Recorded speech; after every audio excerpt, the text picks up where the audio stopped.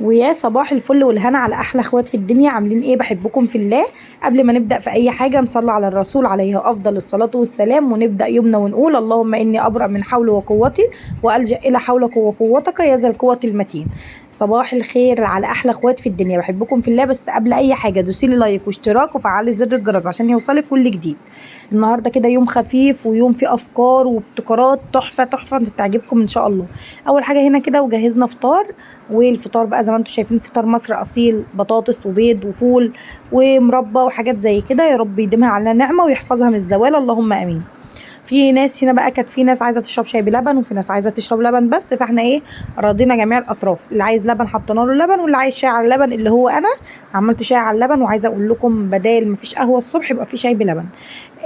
انا اللبن مش بيحبني كده، يعني مش بحب اشربه ساده كده. فعملت كوبايه شاي بلبن كده بعد الفطار بشويه، وقلت بقى ايه نبدا يومنا كده ونشوف ورانا ايه. اول حاجه بنعملها بنشغل الغساله. طبعا تشغيل الغسالة بيلم بقى أي حاجة وسخة، بتلم كل اللي حواليكي. مفرش مثلا، يعني مفرش الترابيزة ده وأنا بروق الصالة لقيته كده متبهدل، قلت أخده معايا في السكة. بخش أوضة الولاد أمسك السبت مثلا لو في أي حاجة متوسخة، الولاد قالعين حاجة في وسط الهدوم بطلعها. بنلم بقى إيه بدل الغسالة شغالة، بنجيب أي حاجة وسخة قدامنا ونحطها في الغسالة، وبدلها روق البيت. مش هنخسر حاجة لما نعلق الغسالة كده حوالينا. لو عندك عادية زي كده أو أوتوماتيك. لو وصلت معايا هنا بالله عليكي بقى ما تنسيش تحطي لي اللايك وتشتركي في القناه. عايزه اقول لكم ان الرنج واقع خالص. اول حاجه عملتها غسلت الطيور كده، واهم حاجه ملح وخل وجنزبيل بودر في ميه الطيور.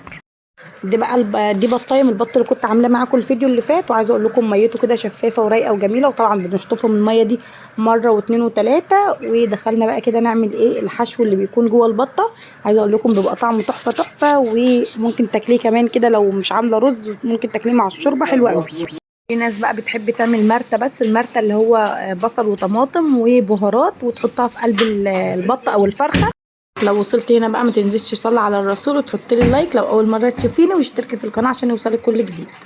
اول حاجه هنا بقى بدات ان انا اخرط البصل كده. وطبعا البصل اللي هو المرتة او الحشو بتخرطيه على ايدك، يعني في الكبه بينزل ميه وكده مش بيبقى طعمه لذيذ صراحه. عايزه بقى احكي وافضفض معاكم كده عن موضوع. عايزه اقول لكم ان رينج القناه بجد بجد والله العظيم واقع خالص، ويمكن اول مره انا اتكلم في الموضوع ده في القناه النهارده. بس بجد الرينج واقع خالص، والقناه يعني عايزه اقول لكم ان من فتره كده المشاهدات كانت يعني حلوه كويسه. بس اليومين دول بقى 50 مشاهده، 100 مشاهده بالعافيه، 33 مشاهده. فما فيش مشاهدات خالص. فيا ريت يا ريت يعني اللي يخش يكمل الفيديو لو اول بس دقيقتين من الفيديو، ما يفتحش الفيديو كده ويطلع على طول. ده بينزل في مستوى القناه.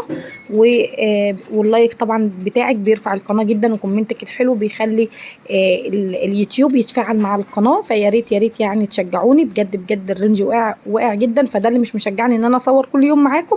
فيا ريت كومنت حلو ولايك واشتراك كده وتشجعوني، جزاك الله كل خير. انا عايزه اقول لكم ان التصوير ده متعب متعب متعب، وكمان الجو حر بقى، وكمان لو في روتين يعني عايزه اقول لك بتتكتفي تكتيف كده. فربنا يعين كل واحد على حاله، يا رب يعين كل واحد على رزقه. وعايزه اقول لكم ان انا بحب قناتي دي جدا جدا جدا جدا.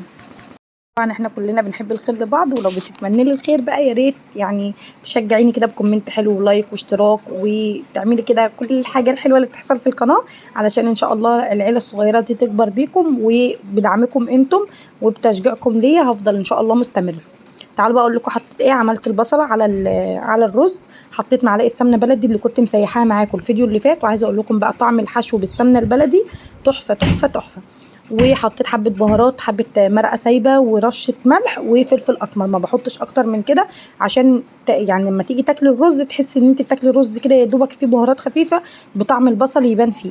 جبت بقى البطايه بتاعتي، كنت طبعا بعد ما نقعتها ووريتها لكم وكانت مصفيه كويس.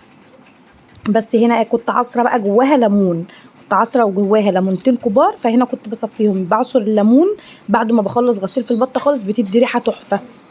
جربي الخطوه ديت هتفرق معاكي جدا. والخطوه دي انا كنت واخداها من يوتيوبر كبيره اللي هي من سمر.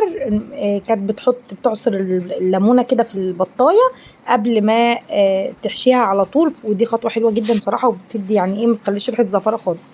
هنا بقى بدات مسكت البطه كده وبدات ان انا احط فيها الحشو اللي انا عاملاه.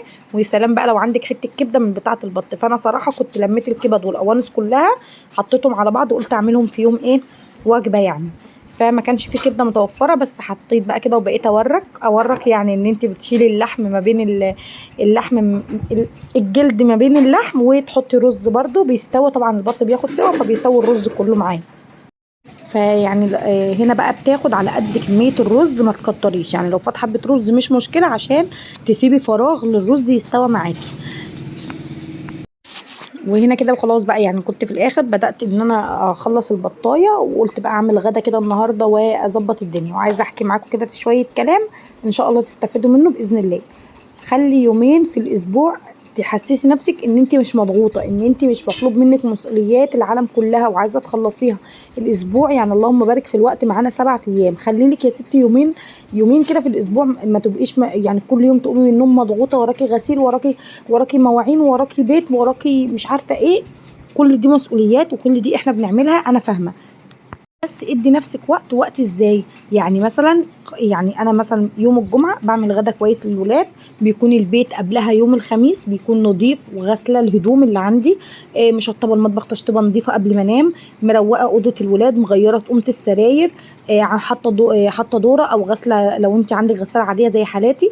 غسله يوم الخميس مشطبه. بخلي يوم الخميس ده اللي هو يعني يوم الجمعه يبقى على قد غدا كويس، على قد مثلا قاعده مع الولاد، نعمل حاجه حلوه، نعمل صينيه كيكه، نعمل صينيه بسبوسه، على قد مثلا اشطف مواعين الغدا. يبقى عندي شغل البيت خفيف، مش ضغط على نفسي طولة الاسبوع، واجي اقول هي الدنيا بتجري ورايا وانا بجري ورا الدنيا ليه؟ لازم تخلي. انا والله كنت زيكم كده، وانا بقول من اللي انا متعلماه. كان عندي طولة الاسبوع من اول اليوم لاخر اليوم ضغط نفسي، كل بقى يوم ورايا غسيل، ورايا ترويق، ورايا اشيل دي واحط دي. لا، ادي نفسك راحه يومين في الاسبوع. انا مش بقول لك ما تعمليش حاجه خالص، لا اعملي، بس مش اللي هو بقى العمايل اللي انا هشيل سجاد وهنضف بقى الترويق العميق. لا، ادي نفسك يوم. مثلا انا بدي نفسي الجمعه، وبدي نفسي يوم في نص الاسبوع. لا، مش مكنسله بقى، مش هعمل حاجه النهارده، على قد ان انا اعمل لقمه كده خفيفه، والبيت رايق والدنيا رايقه حواليا والبيت نظيف، على قد ان انا اكنس كده. لو عندك مكنسه بتشفطي بالمكنسه، والدنيا حواليا نظيفه. ما يكون بيتك بسيط انت اللي بتحليه.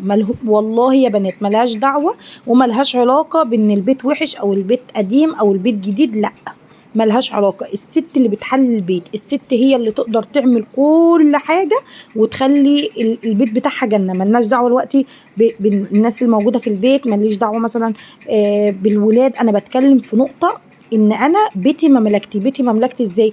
انا اللي بجدد فيه، انا اللي بقدر مثلا اخد من مصروف واوفر، ناقصني مثلا حاجة بجيب منها، بحوش لها، عايزه مثلا حاجه وموجوده في السوق وانا رايحه السوق مثلا، يعني لو اقدر مثلا ان انا اجيبها من الست قسط، وكل مثلا منزل السوق اديها حاجه. تمام. عايزه سجاده حلوه، اصبر. الاستعجال والجري ورا الاقساط والدوشه بتاعت الديون دي وحشه جدا، وحشه وحشه بطريقه فظيعه. فانت حاولي هاتي اللي نفسك فيه، بس على قدك، على قد ما تقدري. مشي بيتك، مشي نفسك. الحاجه نفسك تجيبيها هتيجي، اللي ما جاتش النهارده هتيجي بكره. نفسي في حافظه مثلا. يا ساره كانت واحده بتكلمني وبتقول نفسي اجيب حافظه، بس الحافظه معديه لسعرها ال1000 جنيه، مش قادره اجيبها. قلت لها يا حبيبه قلبي حوشيها، او المكان اللي انت عايزه تجيبها منه حولي له كل شويه 100 جنيه، 50 جنيه، 200 جنيه، لحد ما تخلصي حق الحافظه خالص وهاتيها، يبقى اسمك شارياها كاش. عايزه اقول لكم ان انا بسجل الفيديو ده وبحكي معاكم من جوه قلبي، من جوه قلبي بجد والله. لان انا جه عليا فتره كنت مديونه جدا وحاسه ان انا مضغوطه، وبقيت كده اللي هو انتوا عارفين اللي هو الدوامه، اللي هو بجيب ومش عارفه ايش هتسد منين. ويعني انا بقول لكم على تجربه انا جربتها وما اتمناش اي حد يجربها. حوار الديون والاقساط والحاجات ديت. فيا ربنا يعين كل واحد على حاله يا رب. نفسك فيه يعني هاتيه بس بالراحه، يعني هاتيه واحده واحده. لكن مثلا لو عايزه اجيب جهاز كهربي يا ساره في البيت، اعملي جمعيه. اعملي جمعيه. لو مش قادره مش تروحي تجيبيه مثلا فلوسه كاش، اعملي له جمعيه حبه قلبي. مره في مره، حتى لو الجمعيه هتطول. لو تقدري ان انت تخشي جمعيه تمام، لو تقدري تعملي حصاله. ناس بتقول لي يا ساره عايزين نعمل حصاله. مثلا من الناس اللي ما بعرفش اعمل حصاله، لكن بعرف اعمل حاجه تانية غير الحصاله. ايه هي؟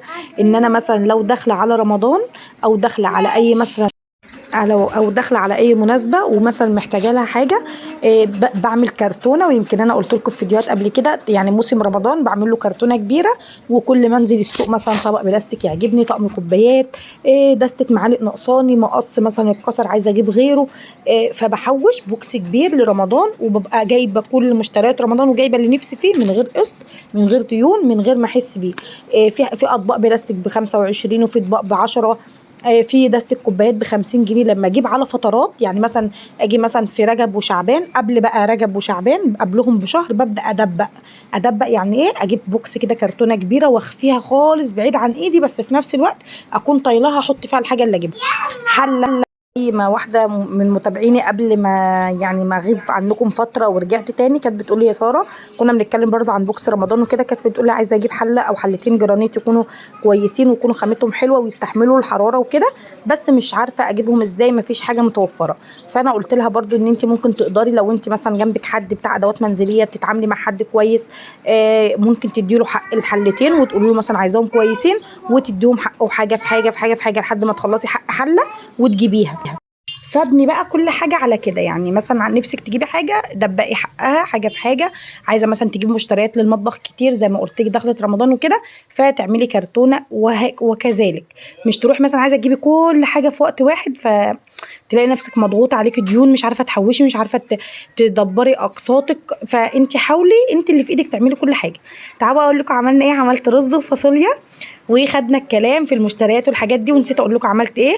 عملت فاصوليا، وعملت حبة رز كده، واحنا بنحب الشعرية، عشاق الشعرية كتير في الرز. وعملنا بقى رز وشعرية وشوربة. وكان الغدا صراحة طعمه حلو ولذيذ وكده. كنت حاطة نص فرخة صغيرة مع البط، عشان طبعا في ولاد هنا مش بياكلوا البط، فحاولت ان انا ايه اوفق ما بين الاتنين. يا ريت بقى تعملي باللي انا قلت لك فيه في اول الفيديو، لازم تدي نفسك كده يومين راحه في الاسبوع، يعني تعملي بس على قدك، ما تضغطيش نفسك. وهنا كنا خلصنا الغدا بقى، الرز والفاصوليا وحمرت البطايه، وكان غدا بالف هنا وشفا للي كان، يا رب على قد كده نيتكم يا رب، ربنا يديكم. واشوفكم على خير في فيديو جديد ان شاء الله. بحبكم في الله. ما تنسوش بقى وانت طالعه من لايك تسيبي اشتراك وتحطي لي لايكات كتير كتير للفيديو، عشان عيله ساره الصغيره تكبر بيكم ان شاء الله. صلى على الرسول لو وصلت معايا لحد هنا، واكتبي لي بقى في الكومنتات عايزه نتكلم عن فكره ايه او ميزانيه ايه، وان شاء الله ان شاء الله نتكلم فيها ونقول كل اللي انتوا عايزينه باذن الله. حابه بس اوضح حاجه بسيطه، انا بطلع اتكلم معاكم بكل عفويه، بكل اللي في قلبي، بكل اللي انا مريت بيه وحسيت بيه. عايزه اخلي كل ست كده بتسمعني تحس ان هي يعني الدنيا مش جايه عليها بزياده، ما تخشش في مود اكتئاب. انا ياما حصل لي، وان شاء الله نكمل في فيديو جاي باذن الله.